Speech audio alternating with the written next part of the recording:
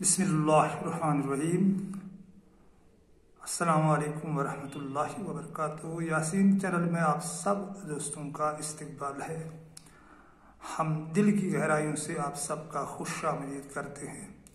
दोस्तों, आज से पहले 2 साल हमने एक वीडियो डाला था इस चैनल पर, एक चक्की वाला, वो एक हिकायत है। तो उसको आप लोगों ने खूब सराहा है, देखा है, लाइक की है, कमेंट की है। तो एक दोस्त ने मुझे कमेंट में लिखा था कि अगर उसका उर्दू तर्जमा आ जाता। एक दोस्त ने फ़ोन कॉल भी की थी कि शायद वो रजौरी से है मेरा दोस्त। तो उसने भी उस वीडियो को देखा था कि कहा कि समझ नहीं आती है, हमारी कश्मीरी ज़बान उतनी अच्छी नहीं है, मगर हम आप दोस्तों से ये इल्तिजा करते हैं, ये हमारी रिक्वेस्ट है आप लोगों से कि हमारी उर्दू की ज़बान अच्छी नहीं है। हम कश्मीरी हैं, कश्मीरी भाषा हमें आती है, उर्दू हमें आती नहीं है। मगर अब आप दोस्तों की फरमाइश, अल्लाह पाक से हम मिन्नतें मांगेंगे, उसकी बारगाह में सर रखेंगे। तो अगर अल्लाह ने चाहा तो कुछ चंद बातें आप दोस्तों के साथ करते हैं कि क्या हमने उस हकायत में सुनाया था। तो हकायत यहाँ से शुरू होती है कि ये एक चक्की वाला था जो गेहूं पीसता था। उसको पानी पर उसकी चक्की चलती थी। तो उसकी चक्की पुरानी हो चुकी थी, बोसीदा हो चुकी थी। वो बैठा था और सोच रहा था अपने मन में कि मैं इस चक्की को नए सिरे से तामीर करूं। तो इतने में एक मेहमान उसके पास आया और बैठा और बहुत प्यारी और मीठी बातें उसके साथ करने लगा। उस चक्की वाले को उसकी बातों में इस तरह उलझा दिया है कि चक्की वाले से उसकी दोस्ती हो गई। तो चक्की वाले ने उस मेहमान से कहा कि चलो हमारे घर चलते हैं, चाय पानी पी कर जाइएगा। तो उस मेहमान को उसने अपने घर ले लिया है। तो वहाँ चक्की वाले के घर में उसकी बीवी थी और उसके 5 बच्चे थे, होनहार 5 बच्चे जो दरसगाह जाते थे, कुरान इज़्म की तालीम पढ़ते थे, सच्चाई के रास्ते पर चलते थे। और चक्की वाले की जो बीवी थी वो इतनी सुंदर थी कि अगर मैं उसकी खूबसूरती बयान करूं कि अल्लाह पाक ने कितना हुस्न उसको अता किया था तो 24 घंटे में भी नहीं हो सकता है बयान, इतनी खूबसूरत थी वो। और खूबसूरती के साथ साथ अल्लाह पाक ने उससे बेहतरीन अक्ल से भी नवाजा था। जब चक्की वाला अपने घर में पहुंचा तो बीवी से बोला कि मेहमान आया है, इसके लिए चाय बना कर ले आओ। तो बीवी ने थोड़ी देर के बाद चाय लाई और मेहमान के सामने रख दी। जब उस मेहमान की नज़र चक्की वाले की बीवी पर पड़ गई तो उसको नियत में गड़बड़ पैदा हो गई। उसने अंदर अंदर ही सोच लिया, उसका मुंह खुला रह गया उसको देखते देखते, इतनी खूबसूरत थी वो। तो सोचने लगा कि काश ये मेरी बीवी हो जाती, मेरी बीवी होती। तो यही सोच रहा था। खैर चाय पी ली और चला गया। दूसरे दिन फिर आया और चक्की वाले से आगे दोस्ताना लेने की कोशिश की है, दोस्ताना बढ़ाने की कोशिश की है चक्की वाली से। तो दिल में उसको चल रहा था और कुछ, और चक्की वाले को दिखा रहा था वो और कुछ। खैर चक्की वाला भी ये समझ नहीं पाया है कि मेहमान के दिल में क्या चल रहा है, क्योंकि दिल की सिर्फ अल्लाह जानता है। तो जब 10-15 दिन चले गए तो उस घर के सभी बच्चों को भी और उसकी बीवी को भी उस मेहमान से लगाव हो गया है, क्योंकि चक्की वाला सीधा साधा था। तो उसकी बीवी बहुत अच्छी फर्मा बरदार बीवी थी उसकी, मगर जब उसको मेहमान की मनक लग गई, वो मेहमान के साथ जुड़ी, तो मेहमान ने उसे नई नई बातें सिखाई, अपने साथ लेता था उसे शॉपिंग करने के लिए, कभी घुमाने, कभी इधर कभी उधर। तो उस बीवी के पर निकल आए। तो उसने अपने शौहर यानी चक्की वाली से दूरी इख्तियार की और मेहमान से करीब होकर होती चली गई। तो वो चक्की वाला आहिस्ता आहिस्ता परेशान हो गया। वो अपनी सारी कमाई अपनी बीवी के हाथ में देता था, जितना भी वो कमाता था। तो परेशानी में वो पड़ गया कि अब मैं करूं कि क्या करूं, मेरी बीवी तो मेरे हाथों से निकल रही है और मेहमान के हाथों में जा रही है।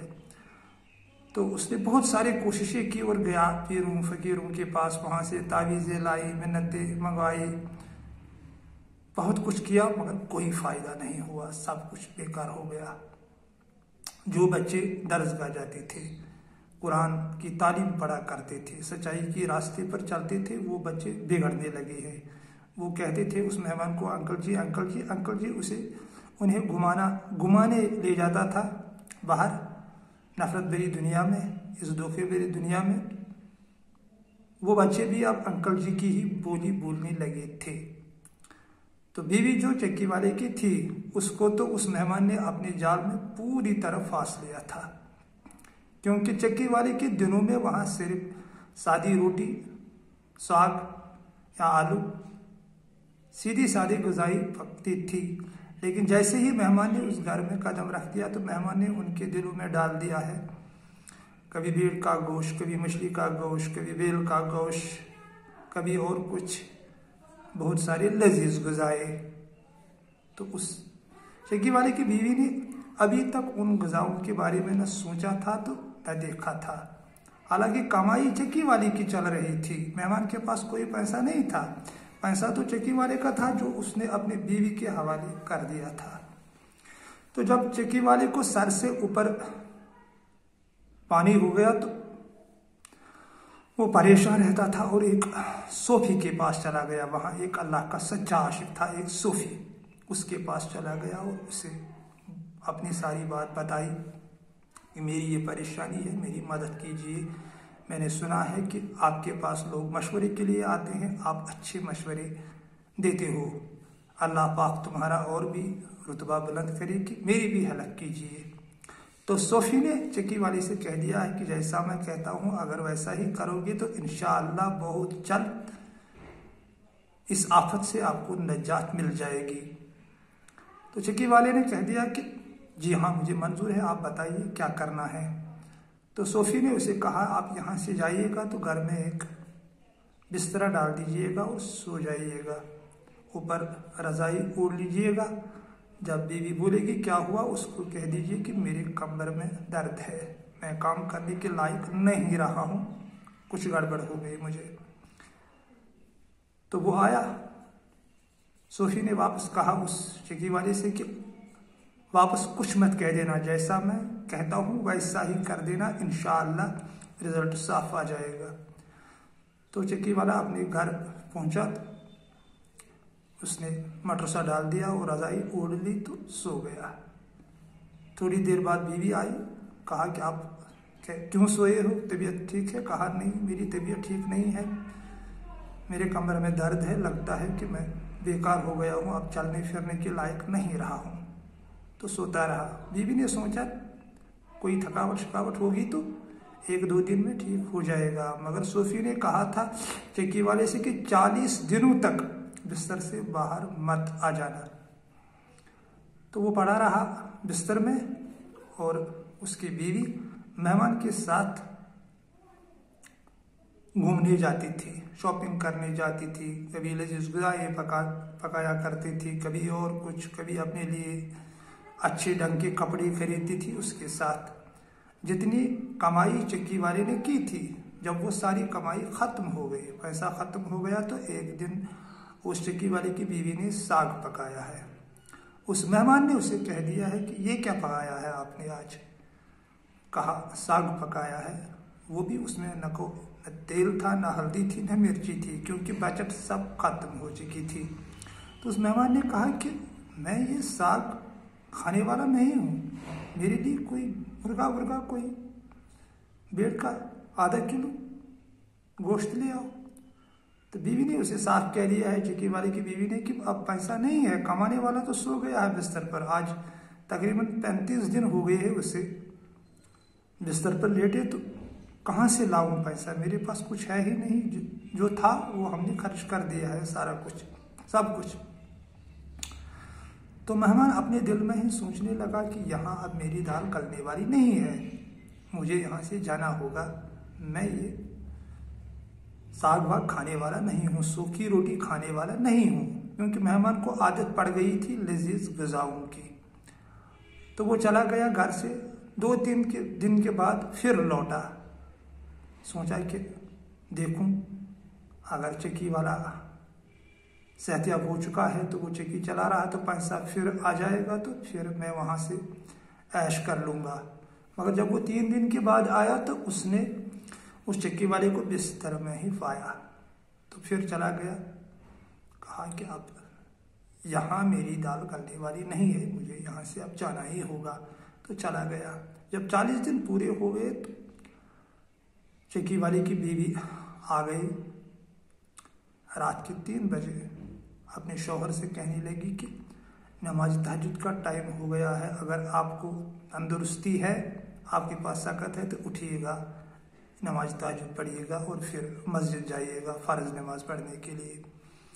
तो जैसे ही चक्की वाले ने अपनी बीवी के ये अल्फाज सुने, उसकी जान में एक नई जान आ गई है, क्योंकि उसने अल्लाह के लाखों शुक्राने किए, दुआएं मांगी कि ऐ मेरे अल्लाह, मेरी वो पुरानी वाली बीवी वापस आ गई है।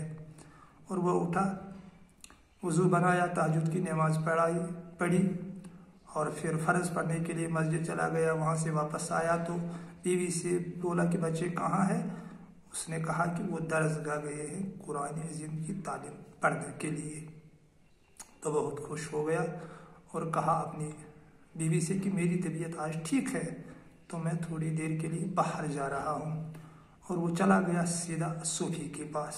जब वो सूफी के पास पहुंचा तो उसने सूफी के सामने सजदा करने की कोशिश की। सूफी ने उसे डांटा और रोका, कह दिया कि खबरदार, ऐसा कभी मत करना, सजदे के लायक सिर्फ हमारा अल्लाह है, उसके सिवा कहीं और सजदा ये शिर्क है, मेरे सामने सजदा मत करो, पीछे रहो, अल्लाह ने तुम्हारी मदद की, उसके सामने सजदा करो, वही सजदे के लायक है। तो फिर चक्की वाले ने अपनी जेब से कुछ पैसे निकाले और सूफी को देने की कोशिश की। सूफी ने कहा कि मुझे इन पैसों को क्या करना है। कहा कि आप ले लीजिए, मैंने इससे पहले बहुत सी पीर साहब के पास चला गया है, उन्होंने खूब पैसे ले लिए मुझसे और बदले में तावीज़ दिया है, मंत्र दिए हैं, तो उनसे कुछ नहीं हुआ। आपने तो मेरा काम कर दिया है, आपका हक बनता है, ले लीजिए 2000, 4000, 5000। सूफी ने कहा नहीं, जो अल्लाह के सच्चे आशिक होते हैं वो पैसे नहीं लेते। मेरे लिए अगर कुछ करना ही चाहते हो तो अल्लाह की बारगाह में मेरे लिए नेक दुआएं मांगना, मेरा इससे भी अल्लाह मेरा रुतबा और बुलंद कर दे, यही दुआएं मांगना मेरे लिए। बाकी मैं पैसों को क्या करूँगा, मेरे पास जितना है काफ़ी है। अल्लाह का लाखों शुक्राने हैं कि ज़िंदगी चल रही है। तो ये वापस ले जाओ, ये पैसे तुम्हारे बच्चों के काम आ जाएंगे, उनके लिए कोई कपड़े वपड़े खरीदो, बीवी के लिए कुछ गहना खरीदो, उसे खुश रख दो, जाओ अपने परिवार पर इन पैसों को खर्च कर दो। और वो चक्की वाला हंसते खिलते मुस्कुराते हुए वापस आ गया और बीवी से चाबी मांगी और फिर चक्की पर चला गया और पानी को मोड़ दिया अपने चक्की की तरफ और बैठ गया है गेहूं पीसने के लिए।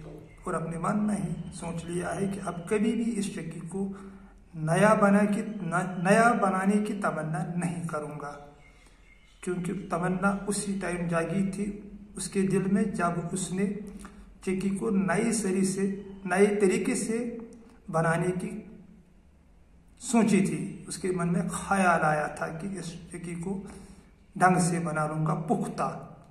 जितना दोस्तों ये चक्की खाम रहेगी, कच्चा रहेगी, उतना ही अच्छा है हम सब के लिए।